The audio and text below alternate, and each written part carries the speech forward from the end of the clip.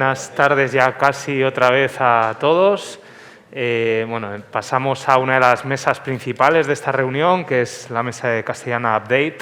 Como sabéis, nuestra ambición es competir amistosamente con nuestra matriz, que es la Sociedad Española de Cardiología, y en ese sentido hemos diseñado esta mesa, Castellana Update, que es una mesa de revisiones totalmente independientes, no condicionadas, llevadas a cabo por expertos en la materia y con el atractivo de que son expertos de nuestra región, ¿no? Que la verdad que tiene pues, un valor y un potencial altísimo, como vamos a ver a continuación.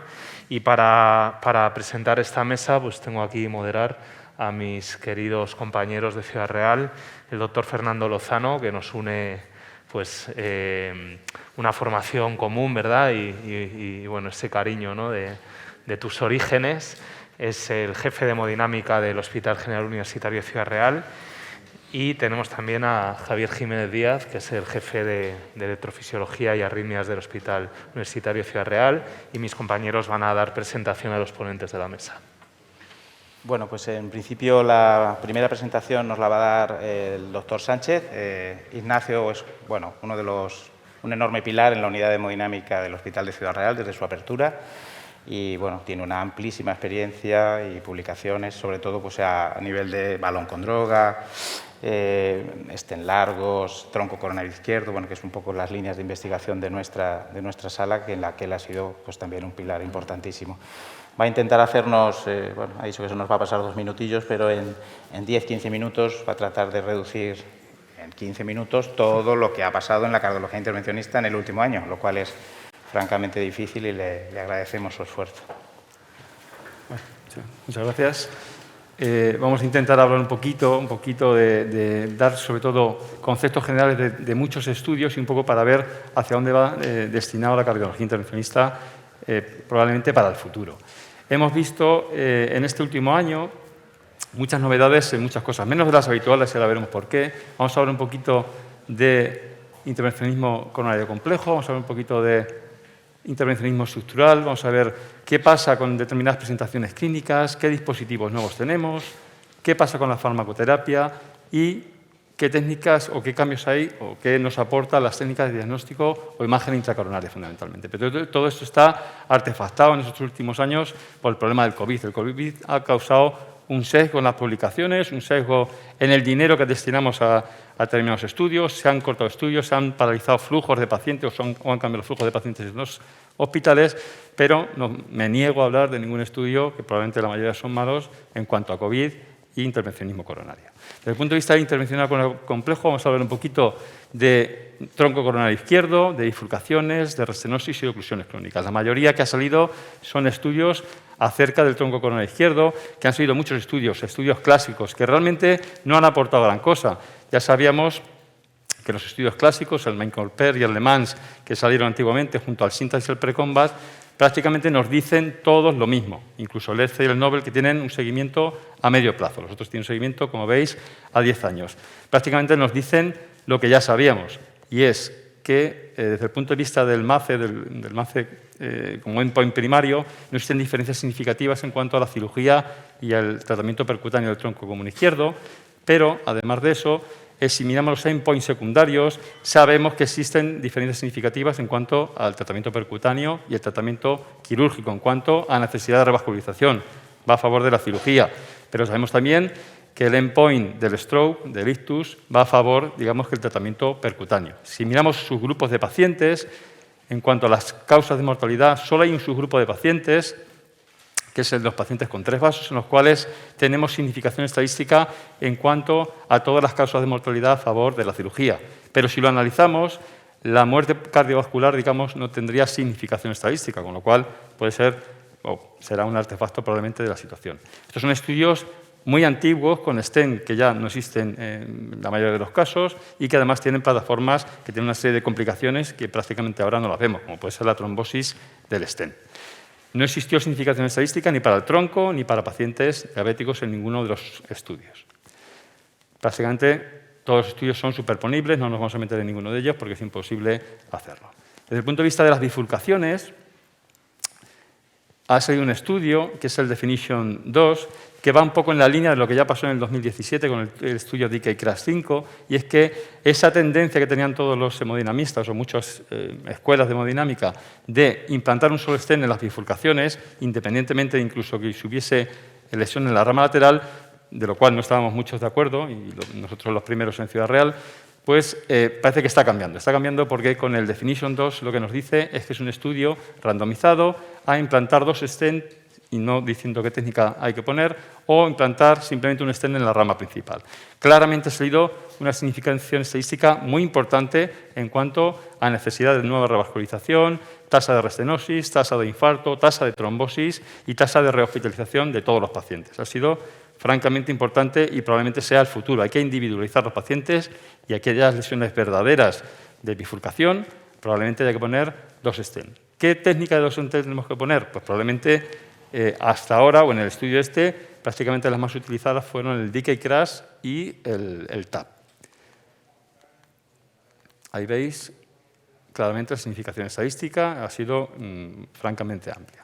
Desde el punto de vista de las oclusiones crónicas, la mayoría de los estudios se van a centrar, o han salido en este último año, año y medio, en hablar de los beneficios clínicos o de los aspectos técnicos.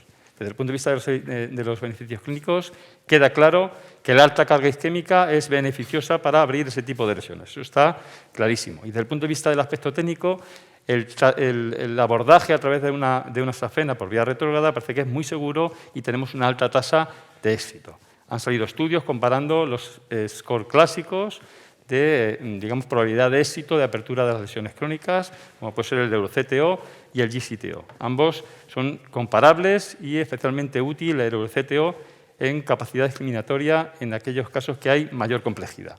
Y ha salido un score nuevo, que es el Japanese Score, que veis ahí, que en principio nos va a decir la predicción de fallo para ir de manera retrógrada a través de colaterales. La presencia de vaso pequeño, curva invertida o tortuosidad, si vamos por sectales, va a ser sinónimo de fallo, y la presencia de vaso pequeño, curva invertida o morfología en sacacorcho va a ser sinónimo de fallo si vamos por epicárdicas.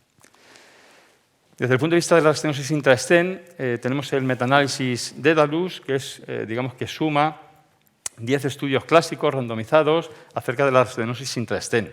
En ellos, la mayoría de los pacientes eran del estudio RIF5, que ya lo conocéis probablemente todos, y básicamente nos dice lo mismo que sabíamos, y es que cuando tenemos una estenosis intra-stent, va mejor el stent intra-stent con el stent recubierto que el balón de droga.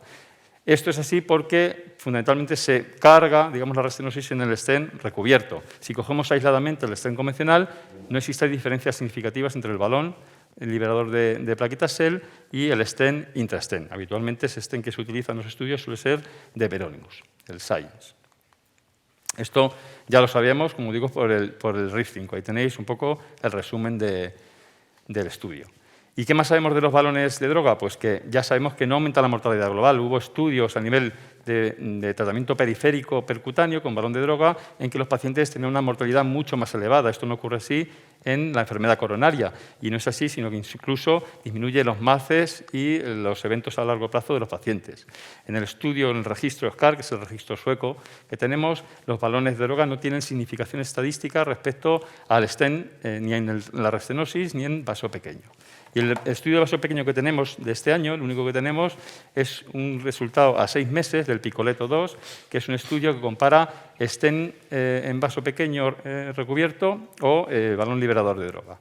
En ellos no existe, como veis, hay únicamente 118 pacientes con lesiones de novo, y esto nosotros ya lo hemos publicado este año, a primeros de año, un poco con el registro que tenemos nosotros sobre balones de droga. Esto es un angiology en el cual tenemos 370 y tantos pacientes, 378 pacientes, con lesiones de vaso pequeño y restenosis, en los cuales sabemos que es un dispositivo muy útil, eficaz y seguro, con una muy baja tasa de eventos a largo plazo. Ahí veis que prácticamente con un seguimiento a más de 10 años tenemos un 80 y tantos % de los pacientes que están bien. Una tasa de MACE muy bajita, de 8, con una tasa de restenosis del 5% más o menos.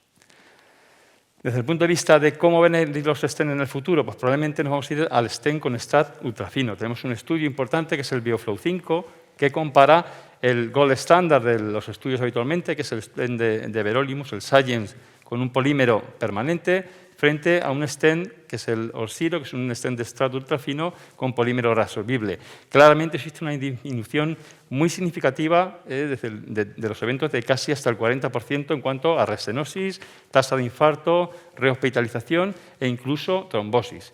Y esto es más así incluso en las lesiones más complejas. Cuanto más complejas, mayor diferencia hay. Vaso pequeño y lesiones calcificadas. En cuanto a las técnicas de diagnóstico intracoronario, hablaremos un poco no vamos a ver de ningún estudio en concreto, sino hacia dónde van, digamos, los tiros en este caso. Hablaremos un poquito de los estudios que hay con IBUS, que lo tenéis ahí, con OCT y con técnicas funcionales de fisiología intracoronaria. Básicamente, casi todos los estudios de las técnicas de fisiología van a ir dirigidos a determinar las lesiones culpables, qué lesiones tenemos que tratar si tenemos varias lesiones y qué correlación existe de estas técnicas funcionales con la imagen.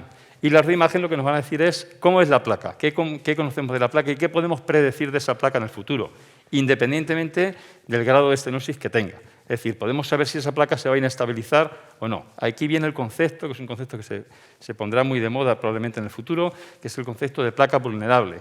¿Qué placas tenemos que tratar independientemente de que sean o no severas? Y con todo esto de la placa tenemos que individualizar los pacientes y las placas también, no todas son iguales. Tenemos una imagen intracoronaria que nos está facilitando la aparición de nuevos dispositivos. Este es un dispositivo que se ha introducido mucho en nuestras vidas, que es el Shockwave, la litotripsia intracoronaria. Este es el estudio DISRAD-CAS3, en los cuales es un seguimiento a un mes del uso de la litotripsia intracoronaria, algo que estamos utilizando mucho y es muy útil en algunos casos. Y esto es una herramienta más que nos va a servir para otro concepto, que es el concepto de modificación de placa. Cada vez tenemos que individualizar más, ya digo, no solo los pacientes, sino las lesiones. Las lesiones tenemos que hacer imagen, como bien decía antes el compañero Guillermo Galeote. Tenemos que ver fundamentalmente con OCT tres parámetros: el ángulo, el espesor o la longitud que tenemos de ese calcio, y en función de eso somos capaces ya de crear scores que nos van a predecir la tasa de mala posición que vamos a tener con el stent o de infraexpansión. Y eso va a ir asociado a una tasa de eventos a largo plazo. Pero ya podemos hacer algoritmos que en función de esos tres parámetros nos van a decir qué tenemos que utilizar en cada lesión de manera individualizada para conseguir la mayor tasa de expansión del stent y de aposición de ese stent. Desde el punto de vista de las novedades en farmacoterapia, vamos a hablar un poco de acortamiento fundamentalmente de las pautas de doble antiagregación en algunos stent, en los cuales ya tenemos algún estudio, como el ONIS-1, el SIGN-28 y el LEADERS-FREE, en los cuales ya podemos dar únicamente un mes de doble antiagregación en pacientes que sean angioplastias, digamos, electivas. Desde el punto de vista del alto riesgo, el estudio con PAIR-CRASH, con prasugrel, ya nos indica que la utilización de prasugrel de manera prehospitalaria en el síndrome conagudo con elevación del ST no es útil, no baja el ST en ninguno de los casos y tampoco mejora el flujo coronario en este tipo de pacientes. Desde el punto de vista del ticagrelol tenemos dos estudios, que es el TWILIGHT y el TICO, en los cuales nos indican que es posible que exista beneficio en una monoterapia con ticagrelol tras 3 meses de doble antiagregación, fundamentalmente en pacientes con alto riesgo isquémico y, digamos, bajo riesgo hemorrágico. Eso es así en el TWILIGHT para síndrome coronario crónico y fundamentalmente en el TICO para el síndrome coronario agudo sin elevación del segmento ST. Y en cuanto al clopidogrel, va a coger un nicho probablemente en los próximos años en un determinado subgrupo de pacientes, fundamentalmente pacientes que sean ancianos, por encima de los 75 o 80 años. Tenemos ahí esos 3 estudios, el SWIFT es un registro, pero fundamentalmente en el estudio Alpheus lo que vemos es que el tratamiento con clopidogrel en pacientes por encima de los 75 años tiene menor tasa de hemorragias con una disminución de eventos isquémicos que puede ser bastante aceptable. Y fundamentalmente en el Popular Age lo que hemos visto es que fundamentalmente en pacientes con síndrome coronario agudo la utilización de doble antiagregación con clopidogrel en pacientes por encima de los 80 años probablemente sea la terapia que utilizaremos en el futuro ante la disminución de los eventos hemorrágicos. Ahí tenéis los 3 stent en los cuales hay indicación para doble antiagregación durante un mes en eventos que no sean síndrome coronario agudo. Tenemos el BioFreedom, el Onyx y el Science. El TWILIGHT, que es lo que hemos hablado ahora mismo, y el estudio TICO, y los estudios con clopidogrel en pacientes ancianos. Voy muy deprisa, luego si queréis, y alguien tiene alguna duda en algún estudio, lo comentamos un poquito más despacio. Desde el punto de vista de las novedades en la clínica, vamos a hablar un poco del síndrome coronario crónico, del síndrome coronario agudo y de la parada cardíaca. Tenemos el estudio COAD, que va dedicado a la parada cardíaca extrahospitalaria. Fundamentalmente, lo que nos dice es que no debemos hacer una coronariografía inmediata en aquellos pacientes que no tengamos un electrocardiograma postparada que tenga un ascenso del segmento ST. En esos casos, si no existe ese electro, lo que podemos hacer es diferir esa coronariografía, o es mejor diferirla. Desde el punto de vista del síndrome coronario agudo, tenemos pocas cosas en cuanto a estudios en sí. El único estudio que tenemos es algo que ya sabíamos todos, o que ya sabemos, lo que tenemos claro, y es que el estudio Examination. El estudio Examination nos dice que tras 10 años de valoración o 10 años de seguimiento, el stent recubierto es mejor que el stent convencional en síndrome coronario agudo con ascenso de ST. Pues eso es lo que hacemos y ya lo sabíamos. Desde el punto de vista de las guías clínicas, las vamos a comentar un poquito más para adelante. Son pautas fundamentalmente de tratamiento.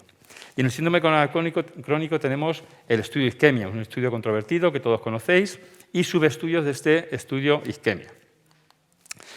Este es un estudio que, como sabéis, randomiza a dos brazos, un brazo con tratamiento conservador y un brazo con tratamiento invasivo del tratamiento de las lesiones coronarias de pacientes que tienen enfermedad coronaria. Se observó que no existía diferencia significativa en los endpoints primarios ni secundarios en ninguno de los dos casos, lo cual causó cierto revuelo, y es un estudio que tiene mucho fallo metodológico, y si queréis luego lo hablamos más despacio. Pero existen dos subgrupos de este estudio Isquemia, que son los pacientes que tienen enfermedad renal y los pacientes que tienen disfunción ventricular entre el 35 y el 45%, en los cuales sí existió diferencias significativas en cuanto al endpoint primario y a los endpoints secundarios, y además existía mejoría significativa de la calidad de vida en esos pacientes por mejoría de la clínica y de la desaparición o disminución de la angina. Estos son los subestudios y el SCOAD. Desde el punto de vista de las guías, que es lo que nos queda en cuanto a las presentaciones clínicas, fundamentalmente nos dicen lo que hemos visto en el estudio con PERCRAS, es decir, la utilización del prasugrel no es útil perhospitalariamente, y nos dan pautas de tratamiento muy individualizadas para los pacientes que les hacemos fundamentalmente angioplastia en el síndrome coronario agudo sin elevación del segmento ST. Tenemos que valorar el riesgo de sangrado y valorar el riesgo isquémico, y en función de eso decidir qué tratamiento tenemos que dar. Podemos ser mucho más agresivos que lo que éramos antes. Hemos visto que en nuestra práctica clínica diaria tenemos pacientes que utilizamos mucha cantidad de stent, utilizamos stent en bifurcaciones, en tronco, y son pacientes que a lo mejor necesitan mayor cantidad de doble integración por encima de esos 12 meses. Y pacientes que a lo mejor tienen mucho riesgo de sangrado y necesitan monoterapia con clopidogrel o monoterapia con aspirina, en función de lo que veamos con esa estratificación del sangrado. Y ahí, como veis, prácticamente lo que superponemos es el estudio TICO con la monoterapia con ticagrelor. Los pacientes anticoagulados les pasa un poco lo mismo. Tenemos que individualizarlos en función del riesgo isquémico y el riesgo hemorrágico, y utilizar terapias triples durante una semana y posteriormente utilizar terapia doble en los casos en los que sean la estrategia habitual que utilicemos. Se prefiere los anticoagulantes de acción directa frente al Sintrom, por supuesto. Y por último, para no extenderme mucho, vamos a hablar un poquito del intervencionismo estructural. Casi todo, como podéis entender, va hacia el lado de la válvula aórtica, de la TAVI, y lo que tenemos son estudios a largo plazo que ya conocíamos, los partners. Los partners lo que nos dicen es que la TAVI va mejor que la cirugía en pacientes de bajo y moderado riesgo. No vamos a hablar de ellos. Son estudios un poco con datos ecocardiográficos y demás. Existen estudios como el SOLV 2 y el SCOPE, que son comparaciones de válvulas. Tenemos muchas válvulas y ya sabemos que hay comparación entre ellas. Ahí comparan Corval con Accurate y Corval con Edwards, y en los dos, digamos que tiene la Corval disminución en cuanto al grado de regurgitación aórtica, que es un dato pronóstico futuro. Tenemos indicación de la Corval también para una situación específica, que es la valvulopatía bicúspide. En esos casos, a seguimiento de un año, tenemos buenos resultados. Y lo más importante en cuanto a válvula aórtica son los resultados en cuanto a qué hacemos después de implantar una válvula aórtica. Antes, en la anterior charla, hemos hablado un poquito de ello, pero fundamentalmente el estudio importante es el Popular TAVI. El Popular TAVI tiene dos cortes que compara en los pacientes que no necesitan anticoagulación aspirina frente a doble anticoagulación con aspirina de clopidogrel, y en una corte B la utilización de un anticoagulante o un anticoagulante más clopidogrel. En ambos casos los resultados son superponibles. Es mejor utilizar monoterapia o bien de aspirina o de anticoagulante porque tiene significativamente mayor incidencia de endpoint primarios en cuanto a sangrado, sin diferencias significativas con respecto a los eventos isquémicos, muerte, cardiovascular, ictus o infarto. Esto es en cuanto a los anticoagulantes, que es prácticamente lo mismo. Y desde el punto de vista, vamos a verlo mejor aquí para que nos liemos menos y vamos un poquito más rápido. En cuanto a válvula mitral, tenemos dispositivos nuevos, tenemos el Studio Box System, que es un sistema nuevo un poco en experimentación, y tenemos fundamentalmente en el último año 2 indicaciones nuevas para algo que ya sabemos que es muy útil, que es el Mitral Clip.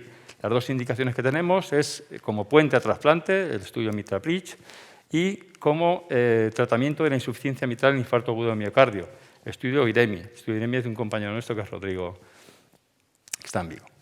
Desde el punto de vista de la válvula tricúspide, ya tenemos válvulas tricúspides o tenemos dispositivos que son muy útiles para el tratamiento de la insuficiencia tricuspidia. Tenemos el TriClip, tenemos un estudio a 1 año, que es el TriLuminate, que en ese estudio claramente sale significación estadística favorable en cuanto al grado de regurgitación, vamos a buscarlo, mejoría en la clase NIJA y reducción de la hospitalización. Sabemos que esto es un escenario bastante desfavorable para el cirujano. No van bien las insuficiencias tricuspidias y esto puede ser una solución futura que probablemente lo va a ser. Hay varios dispositivos que están también en el mercado y que tienen buenos resultados.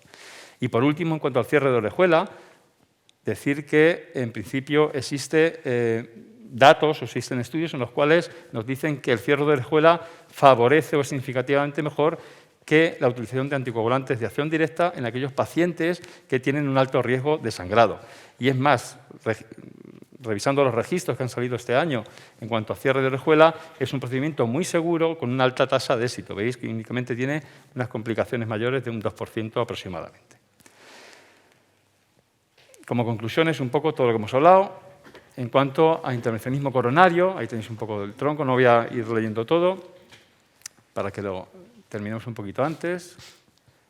Tronco, bifurcaciones, restenosis, vaso pequeño, oclusiones crónicas, los redes de nueva generación, los estén ultrafinos, concepto de placa vulnerable, modificación de placas, shockwave, pautas de tratamiento antiagregante y anticoagulante y los tiempos de doble integración de las guías del síndrome coronario agudo sin elevación de segmento ST. Y las conclusiones en cuanto al intervencionismo estructural. En esto quiero hacer un inciso un poquito en el concepto del HARTIN. El concepto del HARTIN hasta ahora, y me voy directo a la TAVI, iba asociado que nos juntábamos, no voy a meter si hay que hacer el HARTIN o no, pero nos metíamos un poco a decidir qué pacientes tienen que ir a TAVI o no. Yo creo que este aspecto tiene que cambiar o ha cambiado prácticamente en muchos sitios y tenemos que plantearnos otra serie de cosas, si es que realmente a qué paciente tengo que operar. Esto ya está claro que nosotros aquí tenemos que poner en la mayoría de los pacientes una TAVI. Es decir, tenemos que ver a qué paciente no le pongo una TAVI y lo mando a cirugía. O sea, el HARTIN tiene que estar planteado justo al contrario.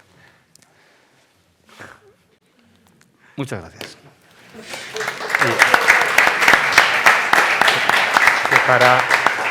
Qué cara más amable tenía ese cirujano, ¿verdad? Qué cara más amable tenía ese cirujano. Al final. Bueno, pues vamos a, después de esta presentación magnífica del doctor Sánchez, vamos a pasar a la presentación de las novedades en electrofisiología y arritmias, a cargo del doctor Hernández Madrid, un experto en el tema, y espero disfrutar con él. Gracias. Pues muchas gracias, Javier, por la presentación y también agradecer a la Sociedad Castellana de Cardiología y a su presidente, el doctor Martí, por invitarme y a mi moderador, el doctor Lozano.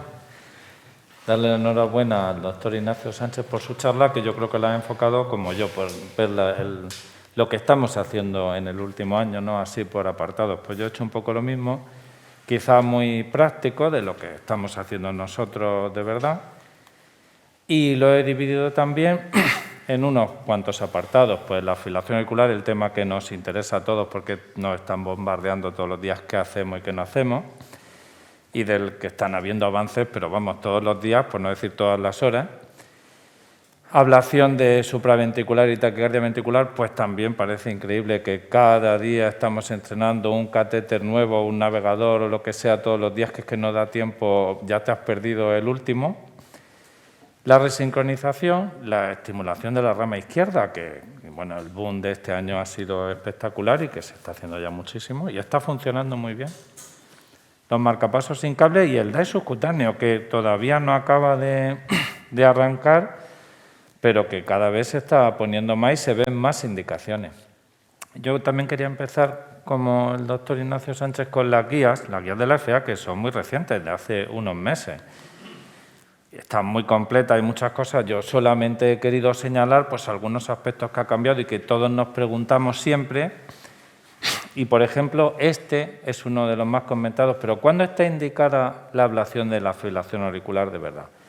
Pues fijaros, en las anteriores guías estaba todavía dosada y venían ahí conceptos de long standing que no están ya en estas guías, eso de larga duración y tal. Ahora viene. La ablación con catéter de la fibrilación auricular se recomienda para control del ritmo después de un fracaso de fármaco 1 o 3 para mejorar síntomas. Fijaros, para mejorar síntomas. No están los asintomáticos en las guías. Eso es una de las cosas que yo creo que cambiará en el futuro también, pero ahí de momento está. Y con FA paroxística, clase 1, pero no solo FA paroxística, FA persistente con o sin mayores factores de riesgo de recurrencia. Es decir, todos, porque la permanente no está, porque si no ya no tendría indicación de ablación por definición.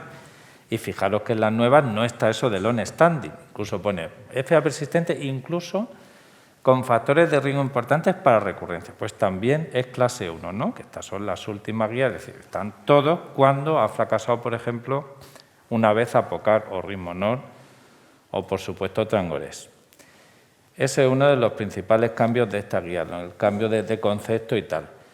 Otro cambio importante es que se recomienda también clase 1, es decir, todos nuestros pacientes, para tratar los pacientes con fibrilación auricular con disfunción ventricular en la que tú piensas que es por taquicardiomiopatía, mal control de la fibrilación auricular, frecuencias altas. Todos esos, independientemente de sus síntomas, veis aquí sí lo pone. Es decir, cuando ya tiene disfunción ventricular, aunque esté asintomático, sí que estás obligado, porque es indicación de clase 1, a hacer un control de ritmo de la fibrilación auricular, porque ya ha hecho disfunción ventricular. El que no lo ha hecho pone sintomático, no estaría en este grupo todavía. Ya os digo, bueno, en mi opinión, que también cambia. ¿Y cuál es el tratamiento estándar? También te lo dice, que lógicamente todos tienen que salir con un aislamiento completo de las venas pulmonares, porque sabéis que y nosotros también podemos hacer muchas cosas.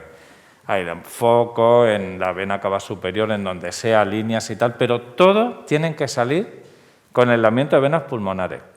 Hay veces que hacemos aislamiento de venas pulmonares y el paciente sigue con FA, porque todos tenemos pacientes y amigos que lo sabemos muy bien y lo han metido 3 veces y siguen con fibrilación auricular y ya no saben lo que hacer, le has quemado todo. Me acuerdo de un paciente que tuvimos que al final, en el tercer procedimiento, dio la cara un foco en la vena cava superior y ya cuando se aisló nunca volvió a tener más fibrilación auricular. Pero como yo le digo, si tú no nos lo enseñaste nunca hasta ese, ¿no? Si no lo ves, pues también o quemas todo o no puedes quitar. Y luego espontáneamente estaba descargando en ese momento. Entonces ahí sí lo pudimos ver. Y digo en la cava superior que la puedes hacer al tercer intento cuando quieras. A veces no es tan fácil porque no hay tantos potenciales musculares hacia arriba y dices, bueno, ¿y qué quemo yo ahora? ¿Por en medio de la aurícula derecha? Pero... Y luego el foco que no está ahí, que está en otro sitio, ¿no? En la unión mitroaórtica o donde quiera que esté, ¿qué vas a hacer? También lo quemas, si no puedes. Y yo creo que el último recomendación de la guía es así, que un poco que haya cambiado también, la fibrilación auricular, la indicación de ablación, fibrilación auricular de FA paroxística, que no quiere tomar APOCAR o no quiere tomar nada, es indicación clase 2A. Es decir, no te obliga a hacerlo, pero se puede ofrecer como clase 2A en paciente, como veis, sintomático con FA paroxística y que no quiere tomar APOCAR. Porque, hombre, lógicamente ninguno de esos le vas a poner Trangores, porque entonces sí que no sale ganando, ya vas a tener que aceptar efectos secundarios a cambio de poco, seguramente.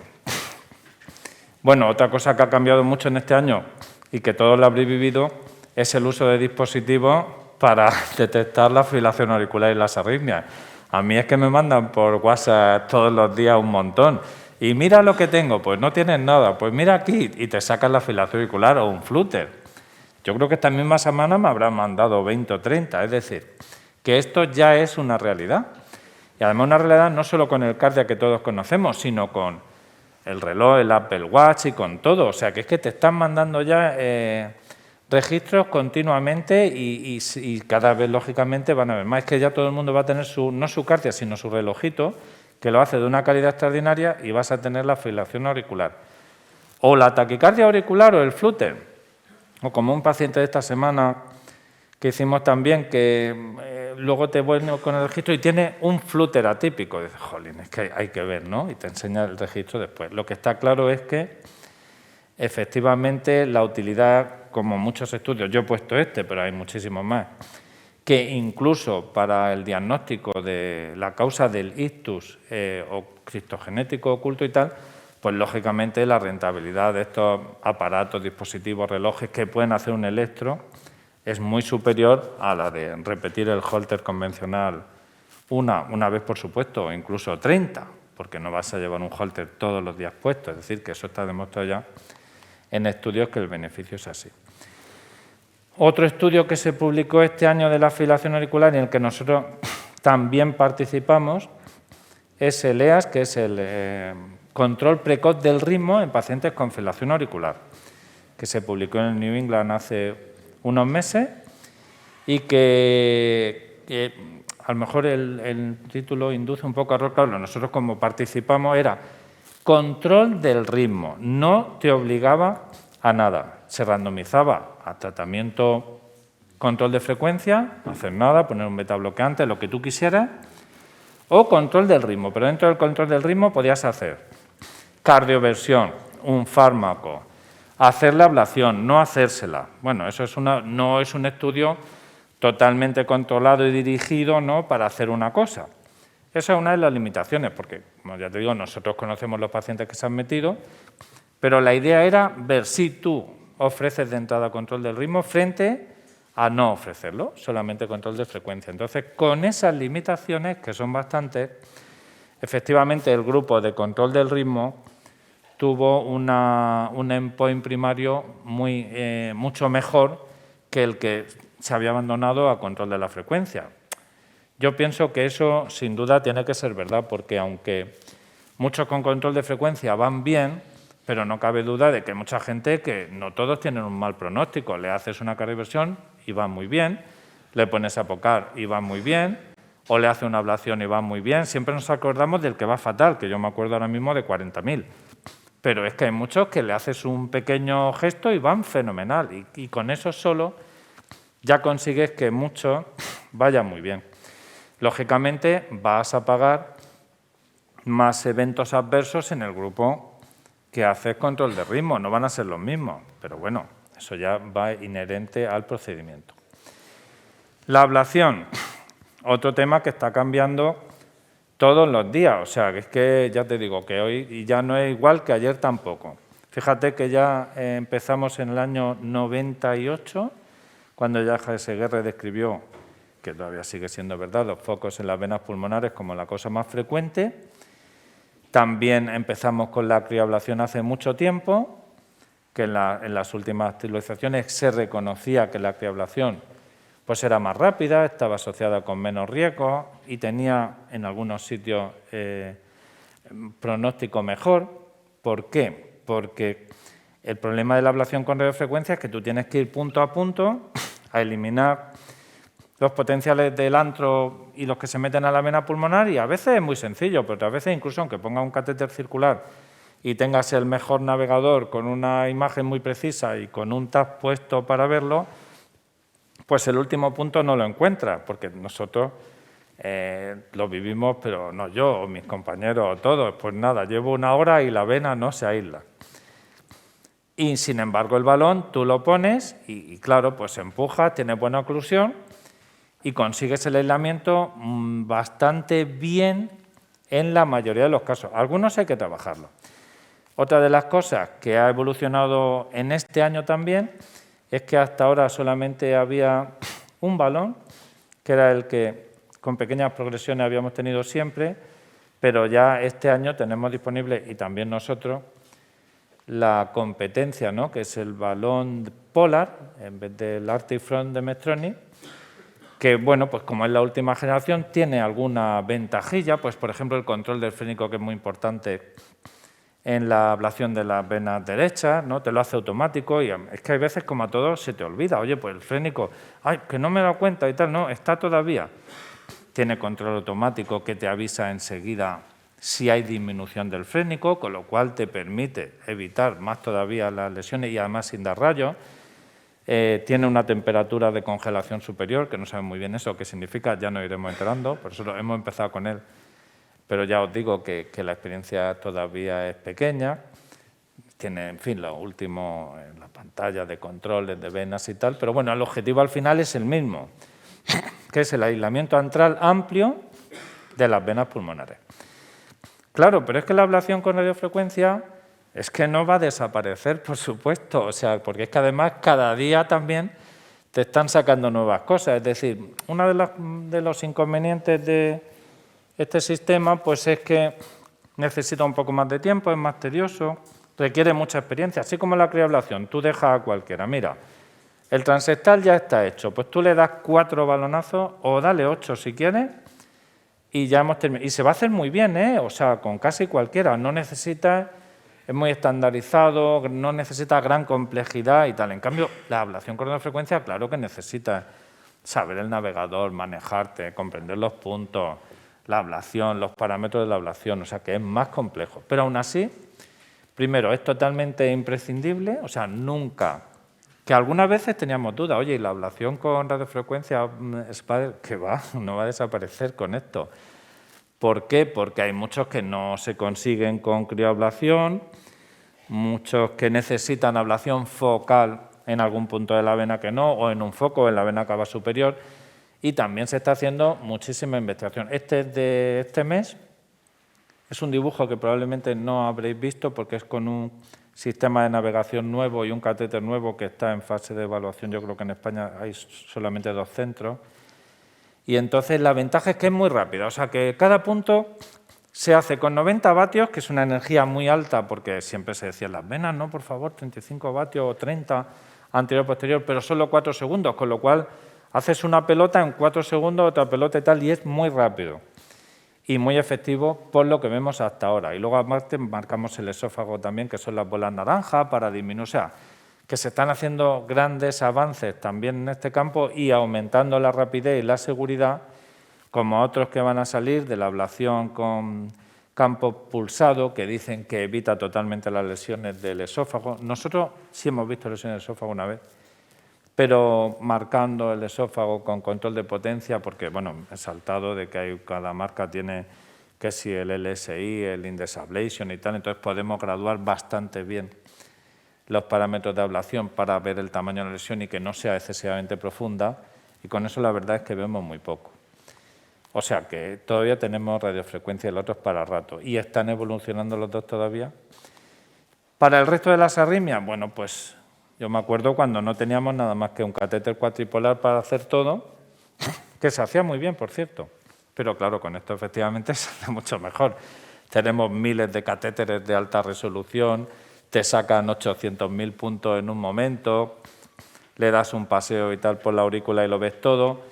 Y es que a veces que son totalmente imprescindibles, porque ves electros que dicen, es un flúter súper típico. Bueno, pues no es tanto, y resulta que en vez de estar en el istmo, está mucho más para arriba en la aurícula y en cualquier sitio, porque no son operados, sino que tienen una cicatriz, y esos son muy difíciles de hacerlo, primero, si no te lo imaginas.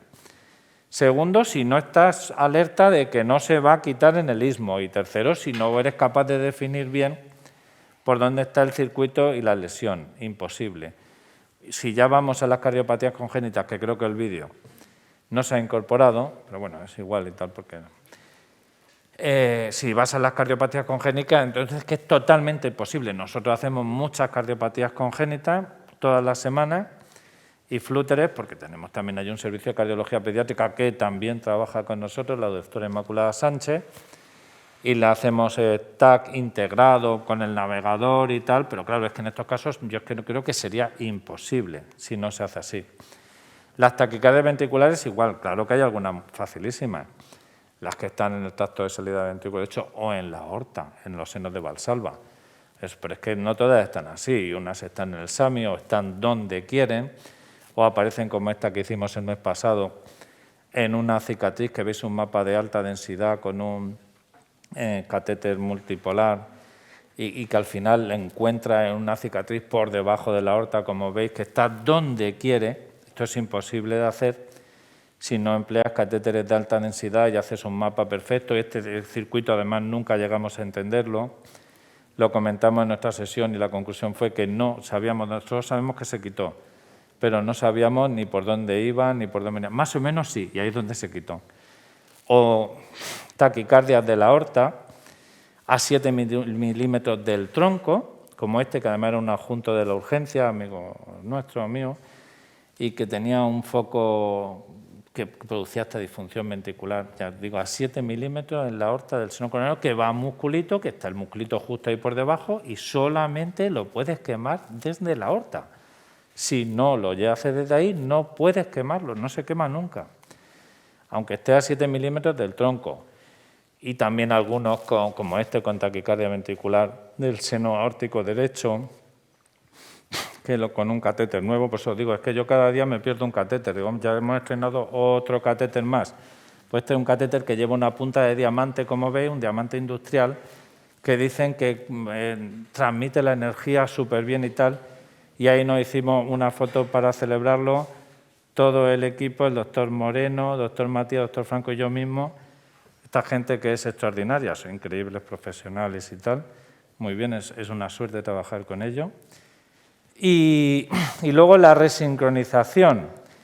La resincronización, pues, ahí sigue. O sea, que efectivamente unas veces pues, se han hecho más, menos, que si la indicación. Pero yo creo que está bastante estandarizado ya, se sabe el paciente que lo necesita. Yo creo que incluso han intentado que la rama izquierda, pues que para hacer resincronización también. Yo creo que al principio se dijo, sí, casi todo. La resincronización va a desaparecer porque solo con la rama izquierda es suficiente, pero nosotros que hacemos todos los días, y ayer mismo que teníamos el máster, estuvimos muchos allí, pues hombre, es que yo creo que nadie ahora mismo con bloqueo de rama izquierda de verdad, disfunción ventricular severa, la gente se está inclinando más por la resincronización convencional. Ya sé que muchas veces estimula en la rama izquierda, se puede capturar y tal, etcétera, pero luego están los bloqueos periféricos distales, etcétera, ¿no? O sea que, de momento, aquí la seguimos teniendo hasta la próxima. Lo que pasa es que todos tienen mucho miedo porque la resincronización sigue siendo muy difícil. Como veis en este caso, que está tunelizado, porque era una Gray, no se podía meter del lado derecho, izquierdo te tienes que ir al lado derecho. O sea que le tienen más miedo a esto que a la ablación de la fibrilación auricular. Porque se va a hacer, no sabemos cómo, se va a hacer, y algún foco se quedará sin hacer o una vena, pero es que esto se queda sin hacer y se queda sin hacer. Como no lo haga, está ahí toda la mañana haciendo el tonto. La rama izquierda, bueno, pues nosotros empezamos, como todos hemos hecho, en el GIS, como en este caso, que es el catéter de en medio. El inconveniente de la estimulación del GIS es que primero es muy inestable, luego se te cuelga, por eso empezamos así, que poníamos uno en el APES. Luego, aparte, el umbral, que te parece muy bien ahora y mañana es 7 voltios. Te había quedado fenomenal, que dice, jolín, he conseguido un QRS exactamente igual como el de la izquierda, con un QRS estrecho y tal. Bueno, pues muy bien. Pues mañana nada, a estimulación del tracto de salida como siempre y ya está. Es decir, que tiene limitaciones de movilidad, de umbral y tal. El que queda muy bonito es perfecto, ¿eh? Es una maravilla.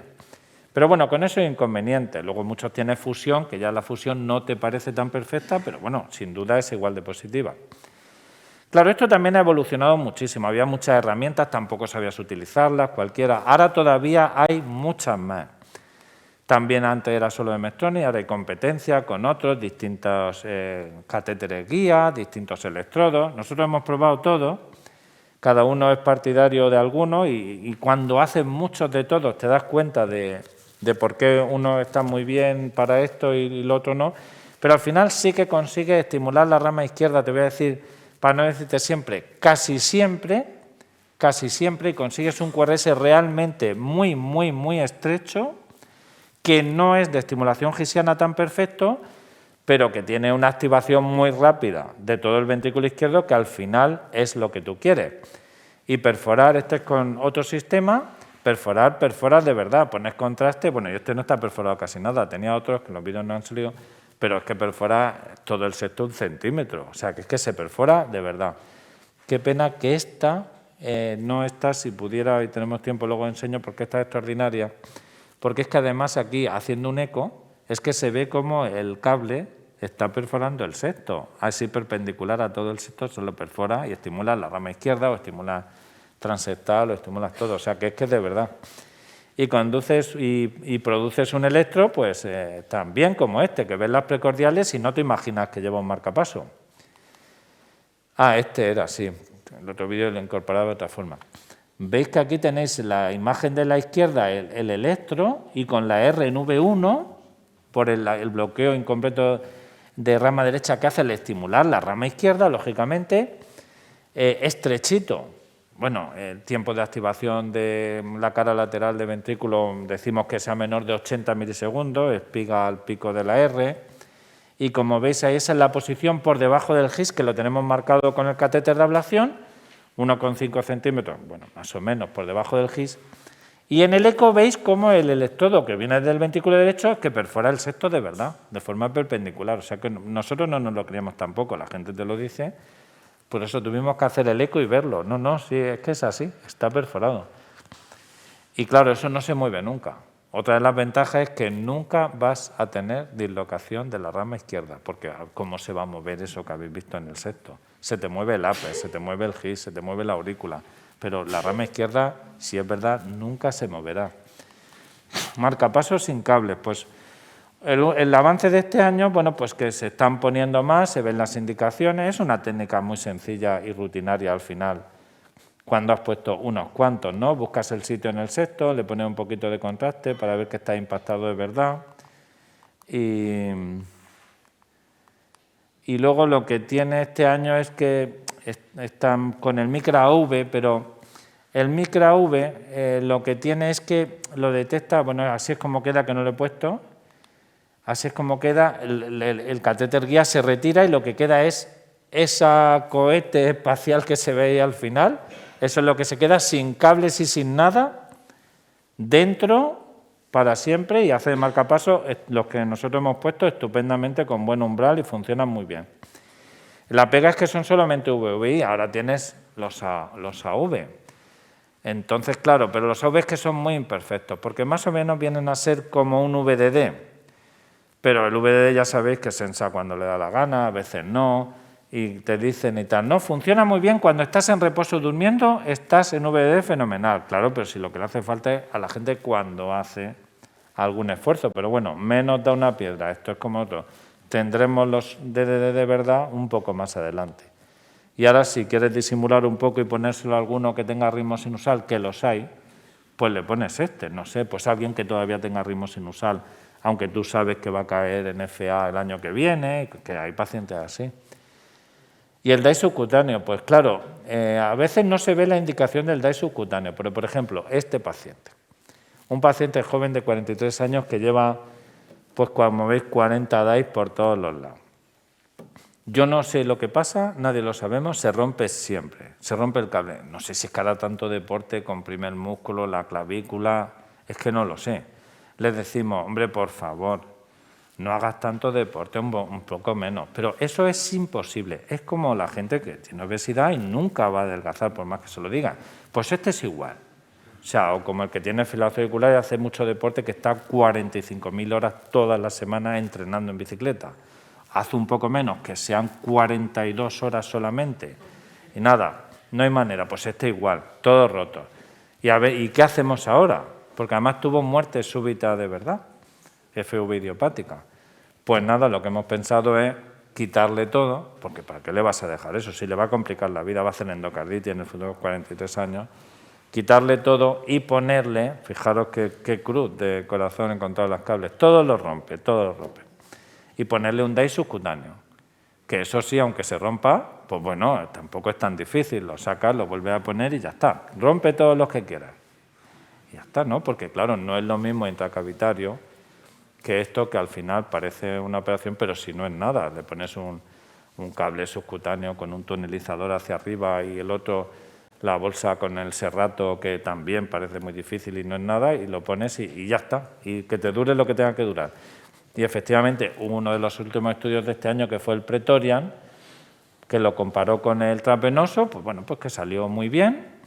Lógicamente, como podéis acertar, más terapias inapropiadas con el DAI subcutáneo, porque la sensibilidad siempre va a ser menor. Sin embargo, como veis, en pacientes con indicación para el desfibrilador, pero que no necesite estimulación, como este paciente que os he puesto, el desfibrilador subcutáneo no fue inferior al transvenoso con respecto a las complicaciones. Y choque inapropiado, pero porque no fue significativo, pero tuvo más. Y nada, o sea que las curvas efectivamente que funciona, sí está bien indicado. Pues muchas gracias por todo esto, es todo. Hay tiempo para una pregunta. Me dice el señor presidente que vamos un poquito regular, tirando mal de tiempo. ¿Alguna pregunta del público? Vamos a tener tiempo para una. Pues esa será.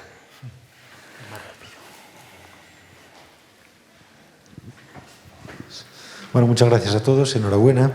Y quiero hacer una pregunta muy específica al doctor Hernández Madrid por algo que ha comentado, porque nosotros los clínicos recelamos un poco de la ablación de la FA.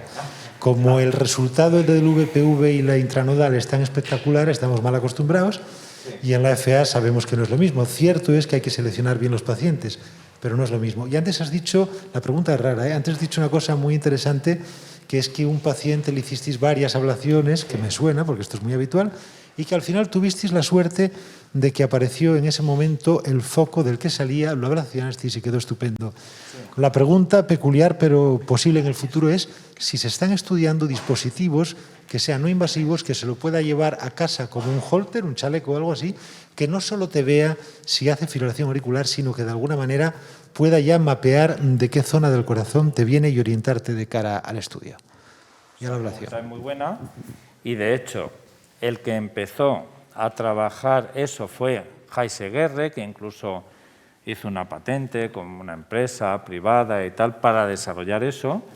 Lo que siempre se describió, el Body Surface Mapping, mapeo de la superficie corporal para intentar identificar el origen de la arritmia ventricular y auricular y tal. Precisamente el otro día lo estuvimos comentando y ahí no han llegado todavía a nada, incluso llevaban tiempo desarrollando el chaleco ese y tal, pero no hay datos buenos todavía de que sea tan preciso, o nosotros no los conocemos, para permitir identificarlo.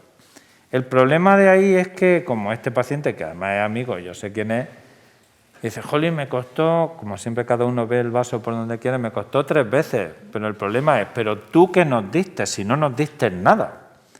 Si nosotros te tenemos que hacer la ablación convencional, igual que María yo.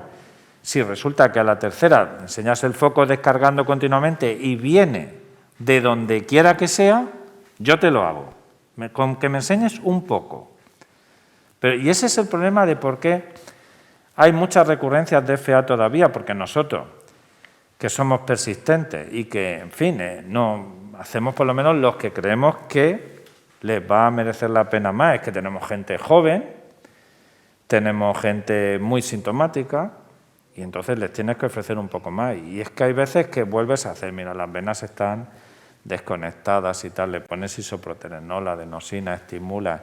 Vuelve a estimular, a ver si nos hemos comido una vía accesoria y no ven nada. Es que eso, al final, va a ser muy difícil siempre. O sea, que con chaleco, que al final, ahí Heiseguerre estaba pensando que no iba, y no ha funcionado, en lo que yo sé hasta ahora, que ya te digo, lo estuvimos comentando pues, esta semana o este mes. Pero yo estoy seguro que al final eso va a mejorar todavía más. No sé cómo, porque si lo supiera, fíjate qué suerte iba a tener alguien a la patente, pero yo estoy seguro que viendo la evolución que llevan las cosas, seguro que va a mejorar más todavía. Y al final vamos a ver algo más seguro. Muchas gracias.